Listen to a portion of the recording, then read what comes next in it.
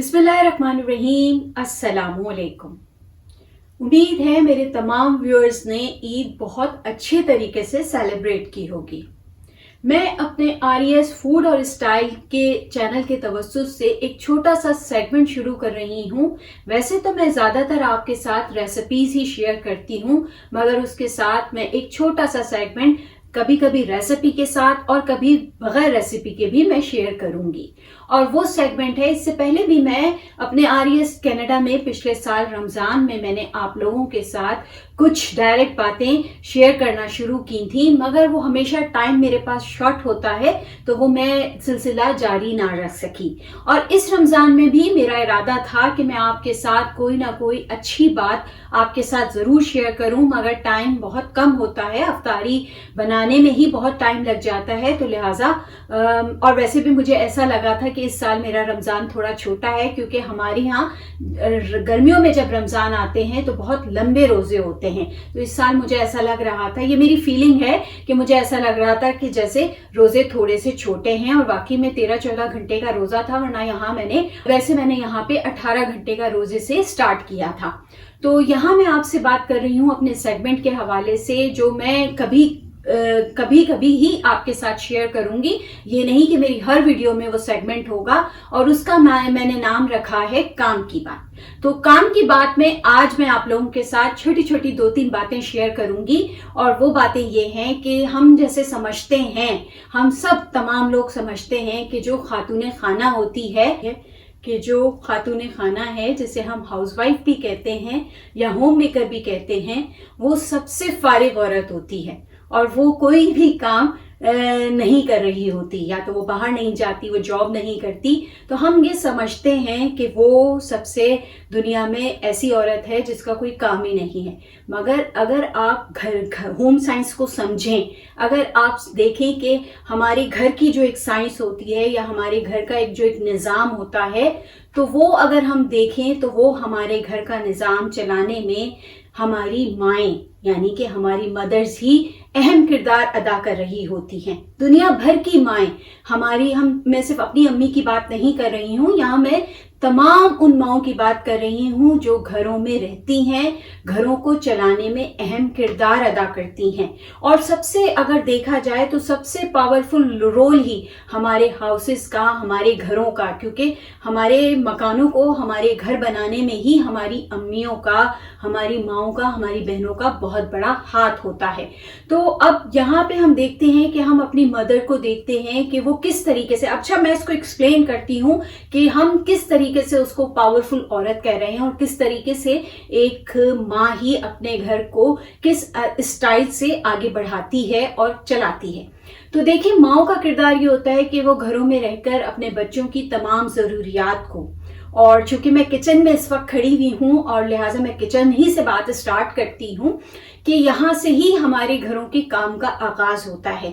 हमारी सुबहों का आगाज़, जब हम एज अ मुस्लिम अपनी सुबह का आगाज़ तो नमाज पढ़ के करते हैं, मगर उसके बाद हमारी माएँ आपको कहाँ नज़र आती हैं? किचन में नज़र आती हैं। अपने हस्बैंड के लिए, अपने बच्चों के लिए नाश्ता बनाने से जो आगाज़ होता है वो रात के खाने के इख्तिताम के बाद भी चलता रहता है। तो यहाँ मैं आपको जो बात समझाना चाह रही हूँ, ये जो छोटी काम की बात बताना चाह रही हूँ, कि वो माएँ, वो घर जहाँ पे औरतें बहुत ही खुशी के साथ अपने दिन का आगाज़ करती हैं, अपने शौहरों के लिए खाना बनाने का, अपने बच्चों के लिए टिफ़िन पैक करना या लंच बॉक्सेस बनाने का, तो वो घर आप देखिएगा कि ये मैं होम साइंस की बात कर रही हूँ, और इसके साथ साथ मज़हब को भी अगर हम देखते हैं, और जैसे कि अभी पूरा रमज़ान का महीना हम लोगों ने पूरी दुनिया भर के मुसलमानों के दस्तरखानों पे देखा कि हमारी माएँ, हमारी बहनें कितने प्यार से एहतमाम करती हैं एक दूसरे के लिए, अपने घर वालों के लिए, अपने बहन भाइयों के लिए, अपने शौहरों के लिए, अपने बच्चों के लिए। तो अल्लाह ताला भी कहता है कि दस्तरखान वसी करो, और वो बरकत उन खानों में डाल देता है। तो यहाँ से ही हम इस बात को समझते हैं और आगे बढ़ाते हैं और कहते हैं कि जनाब, वो औरतें जो अपने घरों में खूबसूरत से मुराद अच्छे, लजीज, यानी जो भी तरह की एफर्ट से वो खाने बनाती हैं और अपने मियाँओं के लिए, अपने बच्चों के लिए रखती हैं, तो ये वो जगह है किचन वो जगह है, ये मेरा अपना ज़ाती ओपिनियन है, ये मेरी अपनी ज़ाती राय है, इससे किसी का इत्तेफाक करना बिल्कुल ज़रूरी नहीं, मगर ये मैंने ऑब्जर्व किया है दुनिया में तमाम, चूँकि मेरा एक्सपोजर तो पाकिस्तान से लेके कनाडा और दुनिया भर के लोगों के साथ, चूँकि मैं एक मल्टी नेशनल कंट्री में रह रही हूँ, ऐसी जगह पे रह रही हूँ जहाँ मुख्तलिफ तरह के लोग मैंने देखे हैं। तो यहाँ मैं बात करती चलूँ कि किचन वो जगह है या जहाँ से हम देखते हैं कि जिन लोगों के घरों के किचन आबाद हैं, जिनकी औरतें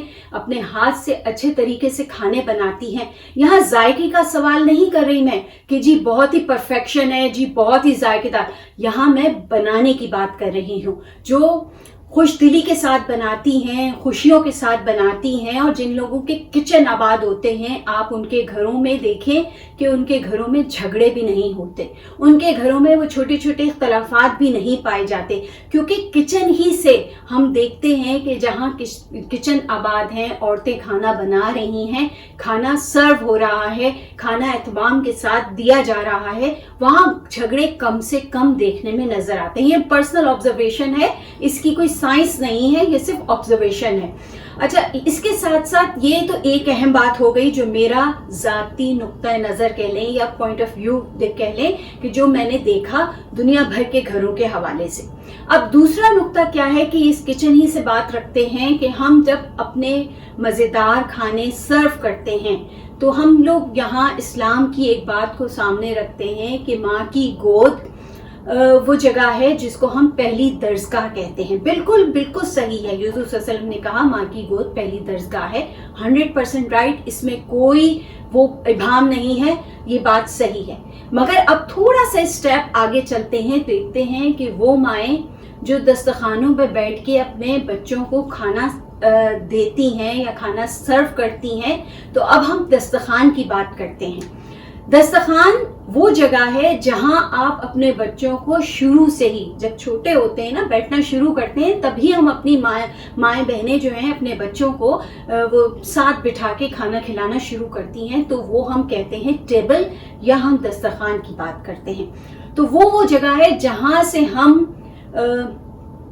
स्टार्ट करते हैं अपने बच्चों को अच्छी बातों की तरबियत देना, क्योंकि दस्तरखान ही वो जगह होती है जहां तमाम खानदान बैठता है, वहीं से हम आदाब, तहजीब, तमद्दुन सीखते हैं। वो किस तरीके से कि खाना खाने के आदाब सीखते हैं, किस तरह बड़ों के साथ बैठ के आपने अपने बच्चों को खाने के आदाब सिखाने हैं, किस तरह से खाना खाना है, किस तरह से प्लेट में निकालना है। तो ये तमाम आदाब आपकी अम्माएं आपको दस्तरखान पर बताती जाती हैं, जो हम कहते भी नहीं हैं और हमें पता भी नहीं चलता कि ये बातें, ये तहजीब, ये इक़दार, ये कदरें हम अपने घरों से किस तरह से सीखते हुए आ गए हैं, पता भी नहीं चलता। जिस तरह हमें नहीं पता चला, इस तरह किसी को भी नहीं पता चलता कि हम किस तरह से, हम कहते हैं ना कल्चर्ड, वो लफ्ज़ जो है इस्तेमाल इसी तरह से होता है कि हम अपने दस्तरखानों से अपनी तहजीबों को सीखते चले जाते हैं और हमें इस बात का इदराक भी नहीं होता कि हम कितनी खूबसूरत बातें, कितने सलीके से, कितने तमीज़ से अपनी माओं से, अपने घर से, अपने घर के माहौल से और उस टेबल से और उस दस्तरखान से सीखते आ गए हैं। तो आज की काम की बात मैं आपसे यही कह रही हूँ कि अपने दस्तरखानों को आबाद कीजिए, अपने दस्तरखानों को कुशादा कीजिए और अपने दस्तरखानों को अपने बच्चों के साथ एक दरसगाह की हैसियत दीजिए और सिखाइए उन्हें तहजीब, तमद्दुन और वो अच्छी तमाम बातें जो हमने अपने बड़ों से सीखी हैं। तो हमारा फ़र्ज़ है कि वही अच्छी बातें हम आज अपने बच्चों को उसी तरतीब, उसी प्यार और उसी इखलास के साथ सिखाएं। एक ऐड आता था, मुझे एकदम से ख्याल आ गया, जहन में आ गया कि वो डालडा का एक ऐड आता था कि वो डालडा माँ ममता वाला ऐड आ गया। तो यहाँ देखिए वो माँ और ममता का ऐड आ गया। पूरा ऐड अभी याद नहीं आ रहा, मगर वो भी देखिए कितने खूबसूरती से वो कलरफुल ऐड होता था और उसमें कितनी प्यार से एक बात सिखाई जाती थी कि डालडा और माँ, पता नहीं, बहरहाल वो ऐड मुझे याद नहीं आ रहा। तो हम तो हम सबको चाहिए कि हम अपने घरों की टेबल्स को, अपने दस्तरखानों को खूबसूरत बनाएं।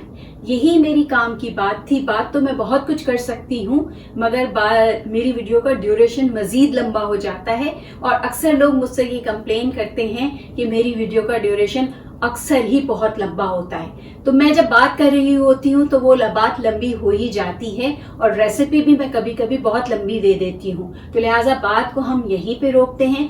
फिर इंशाल्लाह किसी और अच्छी वीडियो में मैं आपसे फिर काम की बात पे कोई दूसरा टॉपिक डिस्कस करूंगी। और अगर आपको मेरी ये काम की बातें अच्छी लगी हैं तो आप मुझे ज़रूर कमेंट बॉक्स में बताइएगा कि ये सेगमेंट मैं मज़ीद कंटिन्यू करूं। अगर आपको अच्छा नहीं लगा तो फिर मैं हफ्ते में ही जब कभी मेरा मूड होगा तो मैं काम की बात का सेगमेंट कर लिया करूंगी।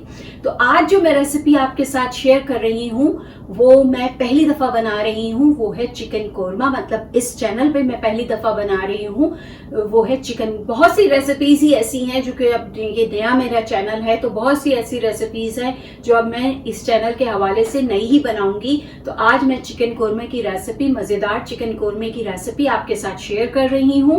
तो चलें वो चल के काम शुरू करते हैं, देखते हैं कि आज चिकन कोरमा किस तरह से मैं बना रही हूँ। तो चलें काम शुरू करते हैं। तो चलें चिकन कोरमा बनाना स्टार्ट करते हैं। उसके लिए मैंने डच ओवन ले लिया है। अब हम डच ओवन में ऑयल लेते हैं। ऑयल मुनासिब लेंगे, बहुत ज़्यादा ऑयल नहीं लेंगे।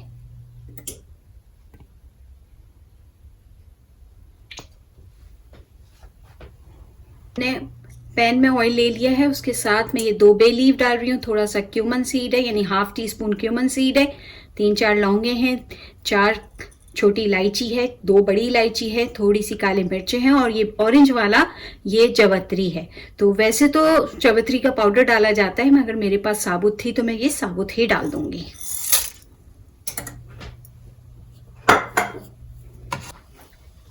और ये 1 kg चिकन है जिसके मैंने बड़े बड़े पीसेस खुद ही कर लिए हैं। और अब ये 1 kg चिकन मैं इसमें डाल के इसको फ्राई करूंगी। जैसे ये थोड़ा सा पिंक होगा मैं फ्राई करूंगी चिकन डाल के। और हम इसमें चिकन डालते हैं।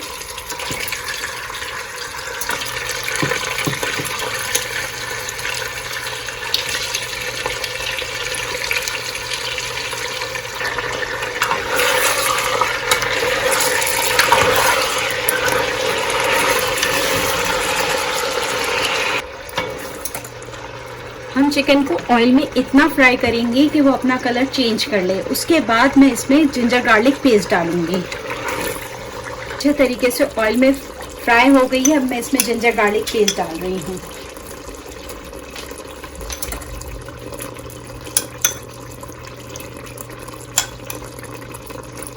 तकरीबन 2 टेबल स्पून मैंने इसमें जिंजर गार्लिक पेस्ट डाला है। अब हम इसको इसमें फ्राई करेंगे। अब इसमें हम ये मसाले शामिल करेंगे। सॉल्ट टू टेस्ट है, चिली पाउडर टू टेस्ट है, 1 टीस्पून धनिया पाउडर है, ½ टीस्पून गरम मसाला है, ये थोड़ा सा पेपरिका पाउडर है, 1/4 टीस्पून, ये थोड़ा सा जर्दे का कलर है, थोड़ी सी हल्दी है और थोड़ा सा ये नटमोग है। तो ये तमाम चीज़ें मैं इसमें शामिल कर दूंगी।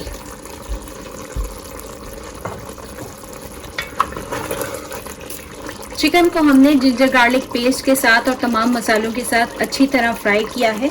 अब मैं इसमें तकरीबन ½ कप या ½ कप से थोड़ा सा ज़्यादा पानी शामिल करके इसे थोड़ी देर बनाऊंगी, ढककर कवर करके बनाऊंगी ताकि चिकन टेंडर हो जाए।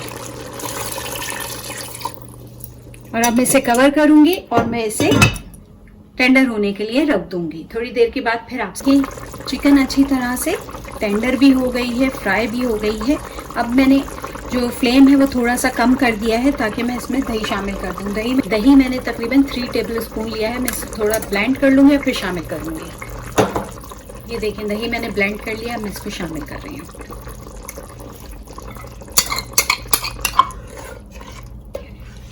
और इसके साथ ही ये मैंने प्याज ली है, ये मेरे पास फ्राइड अनियन थी वो मैंने ली है और वो मैं इसमें शामिल, मैंने चूरा कर लिया है इसका, अब वो मैं शामिल कर रही हूँ। इसको भी अच्छी तरह से हम मिक्स कर लेंगे। सब चीज़ें हमने अच्छे तरीके से मिक्स कर दी हैं, फ्लेम लो कर दिया है। अब हम इसे दम लगाएंगे और दम लगाने के बाद हम इसको रख देंगे कवर करके تو تقریباً 15-20 منٹ میں اس کو کور کر کے بناتی ہوں. تو پھر ملتے ہیں 15-20 منٹ کے بعد. تو مزیدار چکن قورمہ تیار ہے اور آپ دیکھیں آئل بھی تمام سیپریٹ ہو گیا ہے.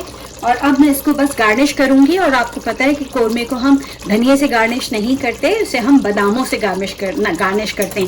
تو یہ میں نے بادام بھی لے لیے اور یہ جنجر بھی لے لی. تو اب ہم اس پہ بادام ڈالیں گے. باداموں کا ایک بہت اچھا فلیور آتا ہے قورمے کے اوپر, اور یہ بہت مزیدار, میں نے چیک کیا بہت مزیدار قورمہ تیار ہوا ہے. اچھا, جو میرا ٹیسٹ ہے اس کے حساب سے یہ میں نے مائلڈ ہی رکھا ہے, بہت زیادہ اسپائسی نہیں بنایا ہے. تو بہت مزیدار قورمہ تیار ہوا ہے. اس کے ساتھ ہم یہ اس پہ جنجر ڈال رہے ہیں. اور اب جائے گا مزیدار سا, اس پہ ہلکا سا اسپرنکل کریں گے ہم میرا فیوریٹ مسالہ گرم مسالہ. تو یہ ہم ہلکا سا بالکل ہلکا سا آپ نے اسپرنکل کرنا ہے گرم مسالہ, اور یہ آپ کا مزیدار چکن قورمہ تیار ہو گیا. تو یہ دیکھیں یہ مزیدار چکن قورمہ کتنا مزیدار نظر آ رہا ہے. تو یہ تھی میری مزیدار چکن قورمہ کی ریسیپی. امید ہے آپ کو پسند آئی ہوگی. اگر آپ کو میری ریسیپیز اچھی لگتی ہیں تو میرے channel RES food and style کو سبسکرائب کریں, اور جب آپ میری ریسیپیز دیکھتے ہیں تو ہٹ کا بٹن ضرور سے دبا دیا کریں. اس کے ساتھ ہی اب مجھے اجازت دیجیے, ملتی ہوں پھر کسی اچھی مزیدار ریسیپی میں. اللہ حافظ. یہ دیکھیں مزیدار قورمہ, مزیدار چکن قورمہ تیار ہے. اور یہ دیکھیں اس کی شکل دیکھیں کتنی اچھی نظر آ رہی ہے. تو یہ دیکھیں مزیدار چکن قورمہ, اور میں آپ کو قریب سے بھی دکھا رہی ہوں یہ کتنا مزیدار نظر آ رہا ہے, اور یہ بہت ہی مزیدار تیار بھی ہوا ہے. تو یہ تھا مزیدار چکن قورمہ.